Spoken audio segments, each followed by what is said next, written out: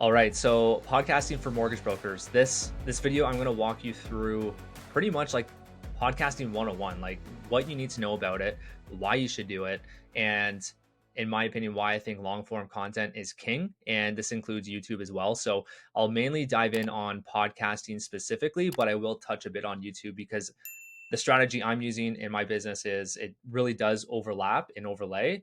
And I think you can do both really well at the same time, which I will explain why. Why I'm saying that. So, first of all, like, why podcasting? In my opinion, long form content is a huge missed opportunity for mortgage brokers and realtors, but specifically mortgage brokers. Like, if you look at the top dogs on YouTube, there's maybe one, two, I would honestly probably just say one, maybe two or three, like two others that are doing well on YouTube. But in terms of like a huge fan base, following base, actually generating money from YouTube, there's really one guy. Other than that, nobody else is doing it. And I think the reason why is because it does take more time to develop and to start seeing some traction with it. But that's why I love it, because it's a blue ocean strategy. Like, nobody else is doing it. It's you in your own playground, and that's where the opportunity is. And a lot of people, loan officers and mortgage pros in the States, are catching on to this. So you see more of them in the States, but here in Canada, it hasn't been tapped into. So that's YouTube and podcasting. You build stronger connections with people. And why I say that is because with long form, if you think about it from a consumption standpoint, let's compare short form versus long form. Like, you have people consuming your reels, your minute long videos, versus if they're listening to you or watching you on YouTube, they're consuming literally hours of you talking. So they're going to develop more of a personal connection to you, versus just the short form content. And by the way, like, as a caveat, I'm not saying abandon short form. I think you have to have both, but I think one without the other is a mistake. Another reason why you should podcast is because you can repurpose this to YouTube, and YouTube is the second largest search engine in the world, next to Google. Google owns YouTube, so why not use that to your advantage? Toss the camera on and start recording your podcast, and then throw it up on YouTube, because I'm telling you, it works. And there's some other strategies that I'll dive into, specifically on that as well. Create connections with people you otherwise wouldn't have had access to, and tap into their audiences. So this is what Brandon and I are doing with both of our podcasts. I'll in this video, I'll just reference specifically our consumer facing podcast. So we have two. We have one called the Invested Entrepreneur. That's for mortgage leads. And then we have sort of like our fun one. That's for mortgage brokers specifically and loan officers, called Commission Breath. So in this video, I'll mostly reference the Invested Entrepreneur because it's consumer facing and that's what's actually making us money.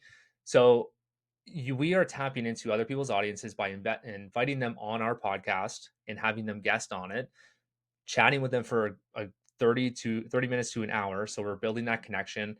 They then repost that on whatever platform they're using. If they have a YouTube channel, that's great. We just interviewed someone that has 30,000 subscribers. He's going to be posting that on he's going to send it out to his email database. Like, you're tapping into thousands of other people that you otherwise wouldn't have done if you would have done like a short form content video. Sure, you can add collaborators on Instagram, but it's a 1 minute video. Compare that to someone that is listening to your full episode of a podcast for an hour. Like, man, we've had way more people tap into our podcast by collaborating with other people guesting versus just trying to spray and pray on social media saying, hey, we have a new episode out, come check it out. Podcast invites and guesting is honestly where it's at. It accelerates your brand. So when it comes to branding, I mean, I can do a whole video on that, but branding, like, that word is tossed around so much, but to me, it really is what makes you unique and set yourself apart from other people, especially in your industry. And I shouldn't say you can, but it's harder to do it on short form content. I think people will understand and get to know you better with long form content. Therefore, it accelerates your brand. And then when you couple that with targeting different audiences and also putting it up on YouTube for the search engine, more people are going to discover you. So it's going to accelerate your brand. Continued here, I had to make 2 pages because honestly, the list is so big. As you can tell, I'm passionate about this. I do believe it is something that is worthwhile in your business. So It's easier to repurpose content, and it's just an easy way to do it. So if you're someone that is starting out with short form content and you're struggling to get the videos out there on a consistent basis, start a podcast, start a video podcast specifically, because what you can do is you can use applications that you can essentially toss the video file in and it chops up the short form content for you. And then you can repurpose that across all platforms. Like there's two or three of them out there. I can't remember the name off the top of my head because our editor uses it, but it's so easy to get those short form clips now. And they're more authentic and raw versus like sitting down and doing like a recorded reel, which has its place and time. But a lot of people like the raw, authentic type of style now for content. So this is a really great way to do it.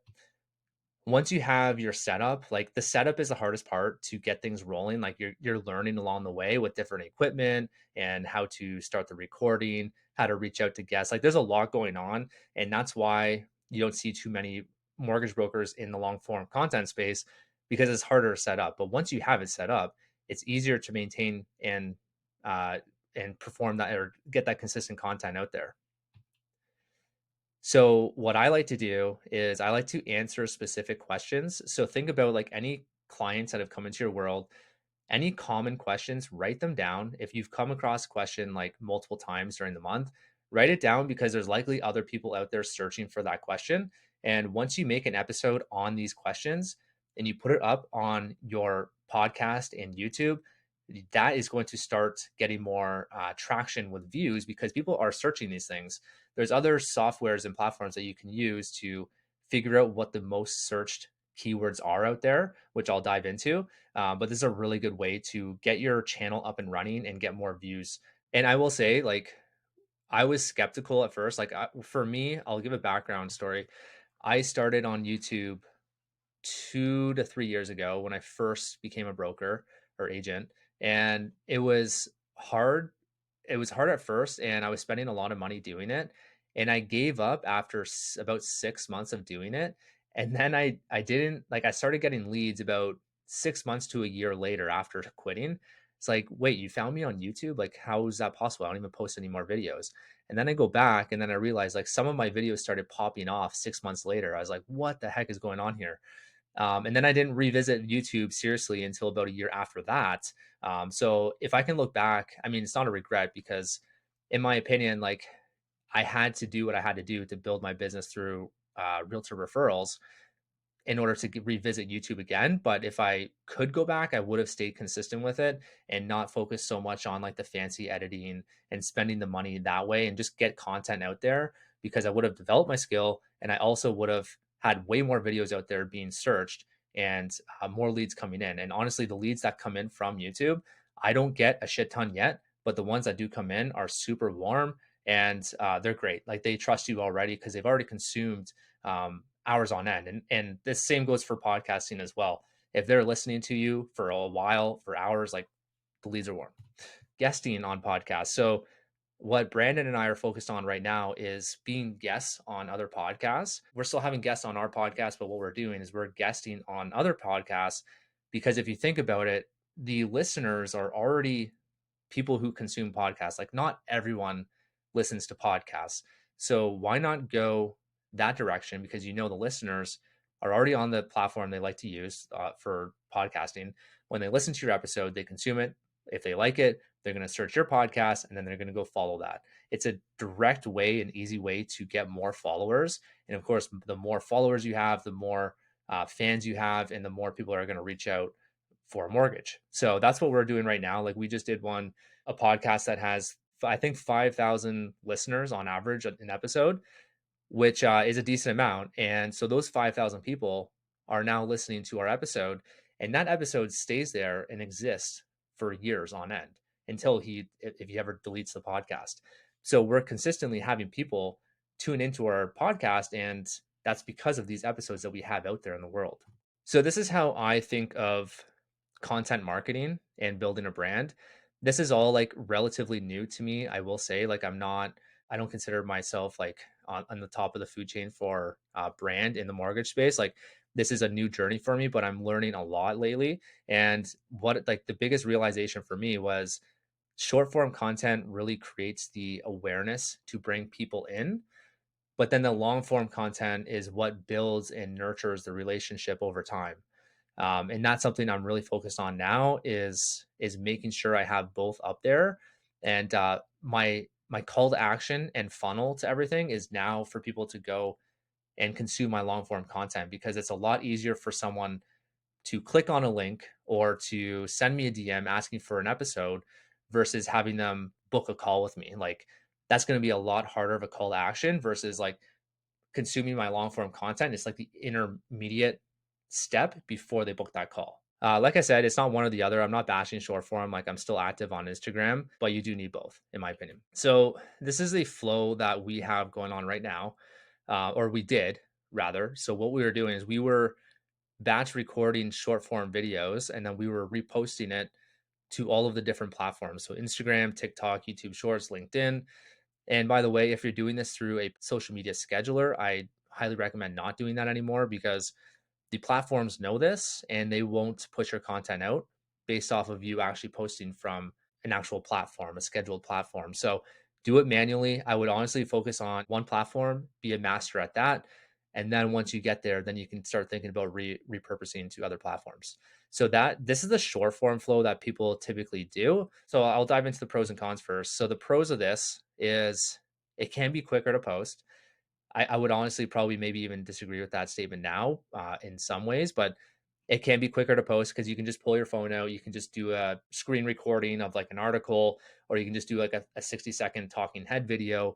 Whatever the case is, it's typically easier unless you're trying to get it like super polished and edited. So this is why I love short form content, is because you can convert buyers through DMs and referral partners. So I like to think all of the business I get from short form is behind the scenes through DMs. It's not necessarily people reaching out to me from my posts, although I would love that. It's just not the reality, at least for me.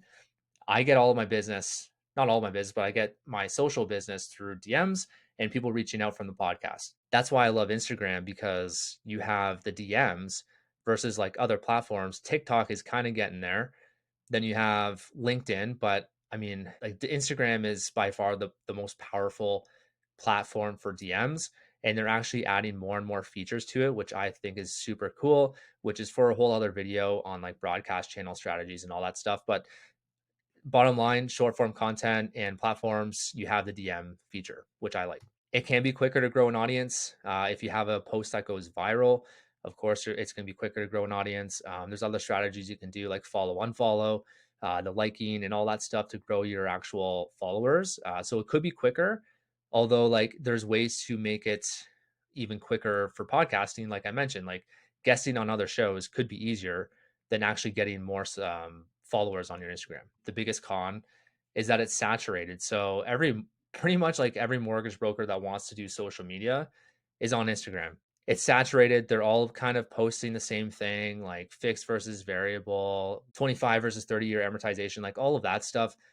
I get so bored and sick and tired of seeing that, but I know some of it's informative and important, but everyone's doing it. So I like the cons to that is it's saturated versus like if you did like a long form content video on like focusing on your local market, or maybe it's like real estate investing specific that you wanted to do on that, like, or you have guests on your show that are investors, like, man, that to me is way more entertaining than some of the stuff I'm seeing out there. It's harder to grow a stronger connection. So, I mean, the only caveat or the only exception to this would be that like Instagram stories build that connection, because it's sort of like the behind the scenes of your life that people get to see. Whereas you can't really do that through podcasting and YouTube. That's why I love Instagram, because you have the stories to nurture your audience. So that's why I'm saying it's not one or the other, it's both. But it is harder to grow that connection through like reels or YouTube shorts or TikTok videos versus the long form. So talking head videos are actually being pushed down right now. It's quite a bit of a concern for a lot of creators out there. And I'm seeing on mine, like since I started on Instagram, my views have gone down quite a bit for talking head videos specifically. They're pushing more of like the 4 to 6 second text on screen videos or green screen. They're pushing quite a bit, but talking head videos are being pushed down quite a bit. So that would be like the last con for short form, but let me dive into long form. So this is our new setup. What we're doing now is we're doing one long form content recording. So let's just say we're recording an episode today, a mortgage specific topic, like 4 first time home buyer tips to buy in 2024. We're going to record that. We're going to video that. It's going to be a solo episode. So the cool thing is you can do a mix of solo episodes and guest episodes. I highly recommend doing both. The reason why I recommend doing solo episodes is because you can get your point across a lot easier and quicker, and you're establishing more of that trust and that relationship with the audience because they're hearing you more versus the guests. So you definitely have to sprinkle in both. So let's just say you record that, you do a video podcast, you post that on podcast platforms, so all of them. And there's apps to do this where you just literally load it in and it uploads it to all of them. Then you upload it to YouTube, create a thumbnail for it. Then the cool part is, like I mentioned before, I thought of the name Opus. Opus Clips, Opus Pro is the platform where you can toss the video in. It's going to cut up the content for you, and then you can use that and repurpose it and repost it to all of the short form content platforms out there. So that's our flow right now. What we will do in the future is we're going to do more purpose built videos where we're doing sit down talking head videos. And then that way we can post out on short form platforms as well. So that's for the future. But as of right now, we're getting about 2 to 4 short form clips per episode. So we're getting quite a bit. Like we're almost posting a post per day. So pros, it's not as saturated like I mentioned before at the start of this video. If you look at YouTube, if you look at podcasts, I would say there's more mortgage brokers on podcasts versus YouTube, but you'll see there's a lot of old ones where they stopped after 10 episodes. The key to long form is consistency, and that's why it's not as saturated because it's harder to pop off right away, but I promise you you will see results after a while. Like it's only been about, I'd say, 6 months for us consistently on the consumer facing podcast. And we're already seeing leads coming in through that, which is super cool to see, which we didn't expect. So it's not as saturated. You kind of play in your own pool there. Can stand out from the rest with your own niche. So what we do, it's a bit different. Like what I would recommend doing if you're going to create your own niche, I would recommend keeping it mortgage specific, but related to something. Maybe it's like real estate investing or mortgages for entrepreneurs or something like that.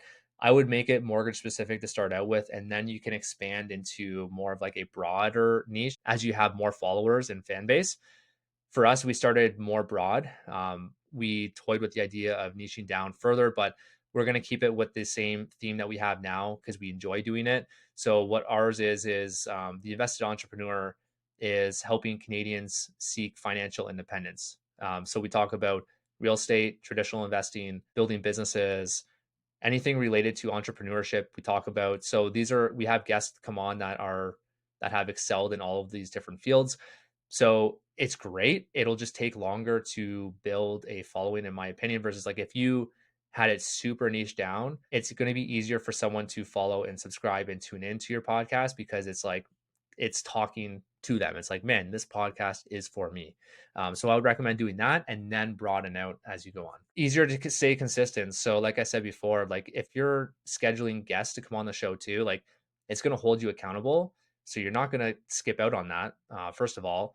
And then you're going to be consistent with your short form because you have Opus Pro where you can just toss in the video and get clips from it. So like there's no excuses anymore. You have the power of AI. You have all of these different apps to make it easier for you. So in my opinion, there's no excuses. And we're running 2 podcasts and a fairly busy book of business as well. So it can be done. It's just like you just got to stay consistent with it. I'll touch a bit on this. Like I have a video right now that is 10K views. So the video has 10,000 views now. I posted that 2 to 2.5 years ago. It's like a 4-minute video. I absolutely hate it, but it still gets views every single day, roughly 40 to 60 views a day. And it's nuts. Like it's just sitting there, living and breathing. I get subscribers from it. It's just really cool to see some videos pop off so far down the line. You just don't know which one it's going to be or when. So I just think that's really cool. That's YouTube specific. So the con is, like I mentioned, it's a longer growth cycle. You have strategies to supercharge that though, like guesting on other podcasts. It's intimidating at first. There's more steps involved for setup for sure. Like you got to think about lighting, camera, audio, flow, like the workflow of how you're going to do it. But if you're going to do short form content, you kind of have the same things already. Like you're probably already going to have something for audio, lighting, and camera. So If you're already doing short form, there's not many more steps involved to getting set up. It can be more costly. Like you can go as expensive as you want to on this. I think we're still under about 2,500 a month. So we're not spending too much money on it.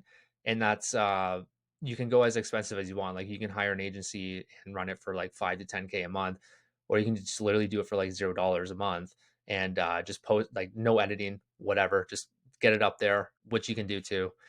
So you can make it as cheap as you want, but reasonably you can get this done for under 500 a month if you're just going to get the edited podcast version and just upload it to YouTube. Like you can get that done in under 500 bucks a month. So with all that being said, if you're at the point of wanting to start, like how do you get started? So in my opinion, you got to pick your niche first, because this will dictate like the style of your podcast, how many guest episodes you're going to do per month, if you're going to do any, all that good stuff. So it starts with your niche. And this one really took a while. And I think we're still kind of honing down our niche. All I can say about this is like do some research, watch some YouTube videos. There's a lot of people out there who have good advice on how to actually pick your niche. But I would focus on making it for sure like mortgage specific. Like don't go too broad like us, where we're talking about financial freedom and we're not talking specifically about mortgages. Now, what we're doing is we're sprinkling in mortgage content in there, but I would mainly have a focus on mortgages, but maybe you niche down into like more for investors, for example. Then from there, once you have that dialed in, record your first 10 video podcast episodes and just do them solo. And the reason why I say do your first 10, do this before you launch it, because if you think from a human behavior perspective, like if you're launching your podcast and you send someone a link or on social media, like, hey, go check out my podcast. They go to it and there's only one episode. They're gonna be like, okay, well, I listened to the episode. Now I'm done. Whereas if you had 10 on there and they start binge listening or watching your episodes, they're going to be more likely and inclined to subscribe to your podcast. So I would highly recommend have a library of content in there and then launch it. And also, it gives you some buffer time and some leeway before you start, because some weeks you're not going to be able to, like if you're getting busy with files, there's so many other components in our business. We're not content creators, we're still running a mortgage business. So some weeks you're going to be drained or you're going to have a lot on your plate. So it's good to get ahead of it. And that's why I recommend doing 10 videos before you launch. From there, you're going to want to upload to a host provider. So we use Podbean, Beansprout. Search on YouTube. There's other host providers for podcasts. It just allows you to upload it and then it spreads it out across all of the different platforms like Spotify and Apple and all that stuff. So I would just check out Podbean. We use it. It works. I don't know how much more you need from a host provider, but they're relatively cheap as well. And then from there, spread the word via social. Try to get your first listeners in there. Your family and friends will probably listen to it, and you're going to be stuck in that zone for a while. But as you keep trucking and getting more consistent, and more people see your videos and your posts and all of that stuff, they'll eventually want to tune in. Like if it applies to what they want to listen to. After that, invite some guests. Like after your first 10 solo episodes, start inviting guests on. You're not going to get some big ones. Like it took us a while. If you want to consider these big guests, we have Cherry Chan coming on, who is like considered the guru for real estate tax tips for investors and realtors. So we're having her come on. She has a huge YouTube following and social media. Colton Lukey, he's got a big subscriber base on YouTube. So it took us a bit to get those guests, but it's not as hard as you think. Like people want to have free content. And if you pitch it to them saying, hey, we're going to make you look good, we're going to have like a fully edited version for you, and we're going to give it to you after, and as well as like some short form content for you, you can give them more incentives with this. And people are more inclined than you think to guest on your show. So it's not as hard as you think, but you're not going to get like a huge a huge person right off the bat. Maybe get some family or friends that are related to the field that you're or the niche that you're going after, and start from there to get at least a few people on, and then guest on other podcasts. So the cool part about this, like I'll give you an example. We just did one podcast called The Construction Life, and it's all about people that work in construction, but there's a lot of entrepreneurs that listen to that podcast. So you can be creative with this. We went on there and we talked about entrepreneurship. The main focus was we were actually going to talk about mortgages for business for self, but the host was kind of veering us towards entrepreneurship. We got listeners from that podcast, and you can be really creative. Like you don't necessarily have to go on like real estate investor podcast or other podcasts that are related to mortgages. It can be like a podcast for moms, and you can talk about like just mortgages in general. People want to hear about that stuff, so you can really be creative with this. And I would recommend doing at least 1 to 2 a month to start out with, and then you can kind of scale it from there. Equipment, I would recommend. So for camera, I would do, if you want to keep it cheap, go with the webcam. Uh, I would recommend it more expensive webcam, but the dilemma I had is once you get into the pricier webcams, you're kind of just like, well, I may as well spend the money on a DSLR camera because like the cost of like a more expensive webcam is almost the same. So I would honestly probably take webcam out of this. Unless you have one and you just want to start with that, go ahead. But I would either start with your phone. Like if you have an iPhone, man, like the camera's already so good in that. Just make sure you wipe the lens because it makes a big difference. You can use a phone. If you have a MacBook, it hooks up right to it. If you have a Windows or PC like me, then you can use an app like Camo to connect to PC. I use my phone in a vertical position for short form content. I upload that to the drive, and then Nikki batch edits and does it for short form content. And what you can do is use your phone horizontally and use that as your camera. So you can do that as well. Or you can spend some money and get a DSLR camera. I recommend getting a Sony ZV-E10 that has a direct hookup to your computer, like through a USB, which is the easiest to do. So you can stream with this. And a lot of these interview podcasts you're going to be streaming anyways. So if you're going to get one, definitely get that one. It's actually relatively inexpensive too. I think it's like $800 all in. If you want to do this properly, spend a bit of money. If not, just start out with your phone. The phone does such a good job. You can buy like a $10 stand and get that set up. Microphone. So we have, just check these out. You pause the video and go check those out. That's in order of cheapest to more expensive. Right now, I'm using a Blue Yeti. Honestly, it's kind of shit. I wouldn't recommend getting it. I would rather spend a bit more money on the road. And for a more expensive one, I would go with the Shure MV7.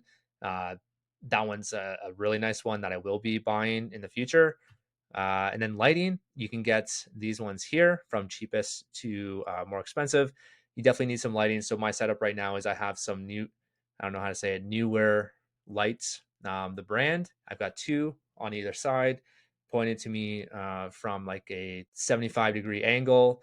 And then I'm using my Canon M50 DSLR camera that has a similar look to what the Sony ZV-E10 would look like. So if you're gonna use some software, I recommend for streaming, definitely, I don't even know if I'd call it software, apps. StreamYard is a way to, it's like a way better Zoom. You can use Zoom for your interview podcast, but I highly recommend spend a bit more money. Either use StreamYard or what's the other one? Riverside FM. I love StreamYard. I've tried both of them out. StreamYard is really cool because there's some local recordings that it does for you. So if the guest has some internet issues, it's still going to download the local files so your editor can still put them in place properly. Whereas like if you're doing it on Zoom, like if someone's internet craps out, like your SOL, and you're susceptible to whatever that issue was. So StreamYard for sure. Podbean, like I mentioned, vidIQ is a way to search your titles for videos to find out who is searching what and how often and what the competition is. I use this for a lot of our videos and it works really, really well. I love it. It's also cheap too. Camo, if you're recording from your iPhone, get up to your PC. And final thoughts. So like I mentioned, podcasting, it's a long game. No doubt about it. You're not going to get leads right off the bat, in my experience, anyways. If you are, please let me know. I would love to hear what you're doing. But it doesn't take as long as what most people say, as long as you're doing the right activities. Like if you're doing the guesting, if you have guests come on your show, you're building these connections. Like today, we had on a cash flow coach who I found on Instagram. I just built a connection with her. I'm sure in the future when she's teaching people about budgeting and consolidating debt, she's probably going to have some refi leads come our way and we're going to keep on top of the relationship with her. So it's just a really good way to build connections. So it's kind of a side tangent, but stay consistent, post once a week. Just start there. If you want to post more, make sure you're consistent first. In a year's time, you will have a loyal audience and you'll have an established brand. no matter how big or small, you'll have an established brand and you will build those new connections. So if you want more info on this kind of stuff, check out our Commission Breath podcast. It is for mortgage brokers, agents, and loan officers. And we talk about this type of stuff. And we also talk about everything to do with the mortgage business. So go check that out. If you have any questions, send me a DM on Instagram, and always happy to answer them. Cheers.